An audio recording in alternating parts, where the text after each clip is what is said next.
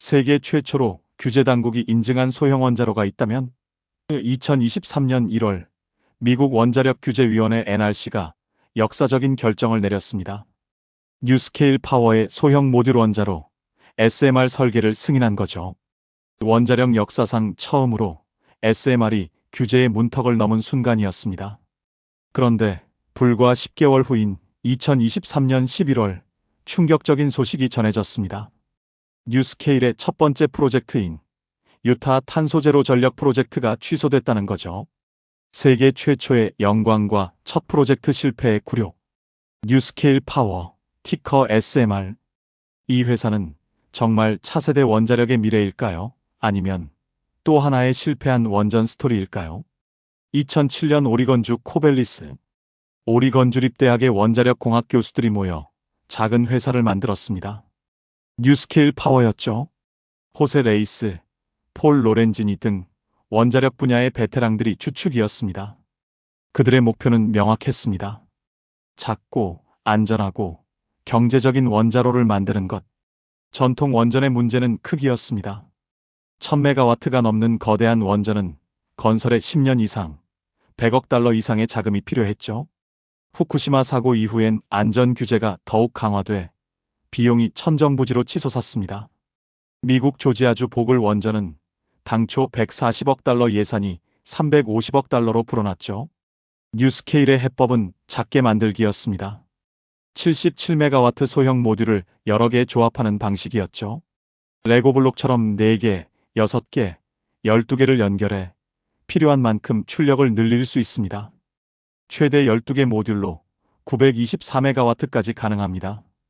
전통 원전 한 기와 맞먹는 규모죠. 핵심 혁신은 수동안전 시스템입니다. 전통 원전은 사고 시 펌프로 냉각수를 순환시켜야 합니다. 전기가 끊기면 디젤 발전기가 작동해야 하죠. 후쿠시마는 쓰나미로 디젤 발전기가 침수되면서 대재앙이 시작됐습니다. 뉴스케일은 다릅니다. 자연 대류와 중력만으로 냉각이 가능합니다. 전기도 인간 개입도 필요 없죠. 보이저라는 제품명도 독특합니다. 나사의 탐사선 이름 보이저의 변형이죠. 우주 탐사선 보이저처럼 미지의 영역을 개척한다는 의미를 담았습니다. 원자로 모듈은 지름 2.7m, 높이 20m의 원통형입니다. 공장에서 완성품을 만들어 트럭으로 운송할 수 있는 크기죠. 2011년 플루어가 뉴스케일에 투자하면서 본격적인 성장이 시작됐습니다. 플루어는 세계적인 엔지니어링 회사로 원전 건설 경험이 풍부했죠. 이후 지분을 계속 늘려 40% 이상의 최대 주주가 됐습니다. 플루어의 지원으로 뉴스케일은 NRC 인증 과정을 가속화했습니다. NRC 인증은 험난한 여정이었습니다. 2016년 설계 인증 신청서를 제출했는데 무려 1만 2천 페이지에 달했죠. NRC는 200만 시간 이상을 투입해 검토했습니다. 안전성, 내진 설계, 사이버 보안, 환경 영향 등 모든 측면을 샅샅이 훑었죠. 7년의 기다림 끝에 2023년 1월 드디어 승인이 났습니다. 처음 인증받은 설계는 50메가와트였습니다. 하지만 경제성을 높이기 위해 77메가와트로 출력을 상향했죠. 2025년 5월 29일 업데이트된 77메가와트 설계도 NRC 승인을 받았습니다. 이제 기술적 불확실성은 거의 해소된 셈입니다. 첫 번째 고객은 유타주의 공공전력연합 UAMPS였습니다. 탄소제로 전력 프로젝트 CFPP라는 이름으로 2029년 상업운전을 목표로 했죠. 아이다호 국립연구소 부지에 6개 모듈 462메가와트 규모로 건설할 계획이었습니다. 미국 에너지부도 14억 달러 지원을 약속했습니다. 하지만 2023년 11월 8일 프로젝트가 취소됐습니다. 표면적 이유는 비용 상승과 가입자 부족이었죠. 건설비가 당초 53억 달러에서 93억 달러로 뛰었습니다. 전력 단가도 메가와트 시당 58달러에서 89달러로 올랐죠. UAMPS 회원 도시들이 하나둘 발을 뺐습니다. 더 근본적인 문제는 시장 환경이었습니다. 태양광과 풍력 가격이 급락하면서 SMR의 경쟁력이 약해졌죠. 천연가스도 여전히 저렴했습니다. 초기 프로젝트의 리스크를 감당하기엔 경제성이 부족했던 겁니다. 뉴스케일 주가는 하루 만에 30% 폭락했습니다. 하지만 뉴스케일은 포기하지 않았습니다. 새로운 시장을 찾기 시작했죠. 바로 데이터 센터입니다. AI 붐으로 데이터 센터 전력 수요가 폭발적으로 늘고 있었습니다. 24시간 안정적인 전력이 필요한 데이터 센터에 SMR은 완벽한 솔루션이었죠. 2023년 10월 뉴스케일은 스탠더드 파워와 파트너십을 맺었습니다. 오하이오와 펜실베이니아에 데이터 센터 전용 SMR을 건설하기로 했죠. 엔트라원이라는 표준화 개발사도 설립했습니다. 구체적인 일정은 아직 확정되지 않았지만 업계의 관심은 뜨겁습니다. 왜 데이터 센터일까요? 첫째, 전력 수요가 명확합니다. 대형 데이터 센터 하나가 수백 메가와트를 소비합니다. 둘째, 장기 계약이 가능합니다. 구글, 아마존 같은 빅테크는 20년 이상 전력 구매 계약을 체결할 능력이 있죠. 셋째, 탄소 중립 압박이 큽니다. 재생에너지만으론 24시간 운영이 어려운 데이터 센터에 원전은 필수입니다. 해외 진출도 활발합니다. 가장 유력한 곳은 루마니아입니다. 도이체 슈티에 6개 모듈을 건설하는 프로젝트가 진행 중이죠. 루마니아 국영 발전사 누클레아렉트리카와 협력하고 있습니다. 2025년 안에 최종 투자 결정이 날 예정입니다. 유럽 첫 SMR이 될 가능성이 큽니다. 폴란드도 중요한 시장입니다. 광산회사 KGHM과 2022년 협력 협정을 맺었죠. 폴란드는 석탄 의존도가 높아 탈탄소 압박이 큽니다. 하지만 GE 히타치에 BWRX300 등 경쟁사도 많아 치열한 경쟁이 예상됩니다. 제조와 공급망도 준비됐습니다. 한국의 두산에너빌리티가 2023년 원자로 압력용기 제작에 착수했습니다. 초기엔 유타 프로젝트용이었지만 이제는 글로벌 프로젝트를 겨냥하고 있죠. 일본 IHI도 제조 파트너로 참여하고 있습니다. 2025년 10월 뉴스케일에 새로운 변수가 생겼습니다. 행동주의 펀드 스타보드 밸류가 최대 주주 플루어에 압박을 가하기 시작한 거죠. 플루어가 보유한 뉴스케일 지분 40%의 가치를 극대화하라는 요구였습니다. 분할 매각이나 전략적 파트너 유치 가능성이 거론되고 있습니다.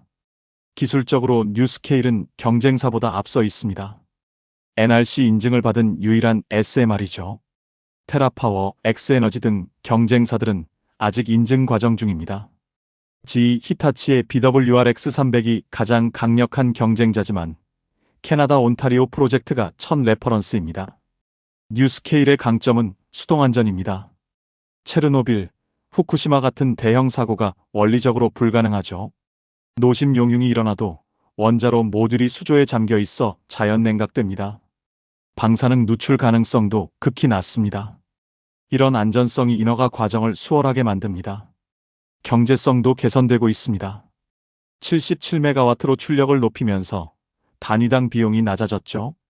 공장 제작으로 건설 기간도 단축됩니다. 전통 원전이 10에서 15년 걸리는 것과 달리 SMR은 3에서 5년이면 충분합니다. 초기 투자 부담도 작습니다. 하지만 과제도 많습니다. 첫째, 아직 상업운전 실적이 없습니다. 첫 번째 프로젝트가 언제 착공될지 불확실하죠. 둘째, 경제성 증명이 필요합니다. 이론상 경제적이지만 실제 건설과 운영에서 증명해야 합니다. 셋째, 규제 조화가 필요합니다. 각국의 인허가 기준이 달라 글로벌 확산이 쉽지 않습니다. 재무 상황도 녹록지 않습니다. 매출이 거의 없는 상태에서 연구개발비만 나가고 있죠. 2024년 3분기 기준 현금은 1억 5천만 달러 수준입니다. 첫 프로젝트 착공까지 버틸 수 있을지 의문입니다. 추가 자금 조달이나 전략적 파트너가 필요한 상황입니다. 정책 환경은 우호적입니다. 인플레이션 감축법에 원전 지원 조항이 포함됐고 에너지부는 SMR 실증 프로젝트에 수십억 달러를 투입하고 있습니다. 유럽도 원전을 그린 텍소노미에 포함시켰습니다. 시장 전망도 밝습니다. 국제원자력기구는 2050년까지 SMR 시장이 3천억 달러 규모로 성장할 것으로 전망합니다. 특히 탈탄소와 에너지 안보가 화두가 되면서 원전 르네상스가 시작됐죠. 폴란드, 체코, 필리핀 등 신규 원전 도입국도 늘고 있습니다. 경쟁은 치열해질 전망입니다.